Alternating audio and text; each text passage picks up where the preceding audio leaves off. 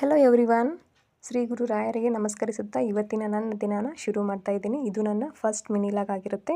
5 ಗಂಟೆಗೆ ಏಳಬೇಕು ಅಂತ ಅಲಾರಾಮ್ ಇಟ್ಕೊಂಡಿದ್ದೆ. 5 ಗಂಟೆಗೆ ಕೇಳೋಕ್ಕಾಗಲಿಲ್ಲ. ಹಾಗೋ ಹಿಂಗೋ ಮಾಡಿ 6 ಗಂಟೆಗೆ ಎದ್ಬಿಟ್ಟು ಏನೋ ಸೌಂಡ್ ಆಗ್ತಾ ಇದೆ ಅಂತ ಹೊರಗಡೆ ಬಂದರೆ ಫುಲ್ ಮಳೆ ಇತ್ತು. ಮಳೆಯಲ್ಲಿ ಹೊರಗಡೆ ಏನು ಕೆಲಸ ಮಾಡೋಕ್ಕಾಗಲ್ಲ ಅಂತ ನಾನಿಲ್ಲಿ 6 ಗಂಟೆಯಿಂದ 7 ಗಂಟೆವರೆಗೂ ಸ್ಟಡಿ ಮಾಡ್ತಾಯಿದ್ದೆ.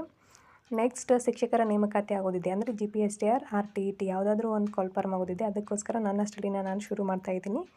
1 ತಾಸು ನಾನಿಲ್ಲಿ ಸ್ಟಡಿ ಮಾಡಿ ಮುಗಿಸಿ ನನಗೆ ಯಾವ ಥರ ಬೇಕೋ ಆ ಥರ ನೋಟ್ಸ್ನ ಬರೆದಿಟ್ಕೊಳ್ತಾ ಇದ್ದೀನಿ. ಇನ್ನು ನೆಕ್ಸ್ಟ್ ಮಕ್ಕಳು ಸ್ಕೂಲಿಗೆ ಹೋಗ್ತಾರೆ ಅಂತ ಅವರಿಗೆ ಬ್ರೇಕ್ಫಾಸ್ಟ್ ರೆಡಿ ಮಾಡಬೇಕಿತ್ತು. ಹಾಗಾಗಿ ನಾನಿಲ್ಲಿ ಮಾರ್ನಿಂಗ್ ಬ್ರೇಕ್ಫಾಸ್ಟ್ ರೆಡಿ ಮಾಡಿದೆ, ಅಂದರೆ ಹೆಲ್ದಿ ಬ್ರೇಕ್ಫಾಸ್ಟ್ ರೆಡಿ ಮಾಡ್ತಾಯಿದ್ದೆ.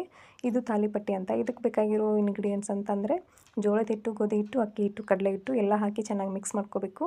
ಮಿಕ್ಸ್ ಮಾಡ್ಕೊಂಡ ನಂತರ ನಮಗೆ ಯಾವ ಥರ ಬೇಕೋ ಆ ಥರ ತರಕಾರಿನ ಇದಕ್ಕೆ ಆ್ಯಡ್ ಮಾಡ್ಕೋಬೇಕು. ಅಂದರೆ ನಾನಿಲ್ಲಿ ಈರುಳ್ಳಿ, ಟೊಮೆಟೊ, ಕೊತ್ತಂಬರಿ ಸೊಪ್ಪು, ಸಬ್ಬಸಿಗೆ ಸೊಪ್ಪು ಮತ್ತು ಜಜ್ಜಿದ ಹಸಿಮೆಣ್ಸಿನ್ಕಾಯಿ ಹಾಕ್ಕೊಂಡಿದ್ದೀನಿ. ನಿಮಗೆ ಯಾವ ಥರ ಬೇಕು, ಅಥವಾ ನೀವು ಸೌತೆಕಾಯಿನಾದರೂ ಹಾಕ್ಬೋದು, ಅಥವಾ ಗಜ್ಜರಿ, ನಿಮಗೆ ಯಾವ ತರಕಾರಿ ಇಷ್ಟ ಆಗುತ್ತೋ ಅದನ್ನು ಇದರಲ್ಲೂ ಹಾಕ್ಕೊಂಡು ಸೇರಿಸ್ಕೊಂಡು ಚೆನ್ನಾಗಿ ಮಿಕ್ಸ್ ಮಾಡ್ಕೋಬೇಕು.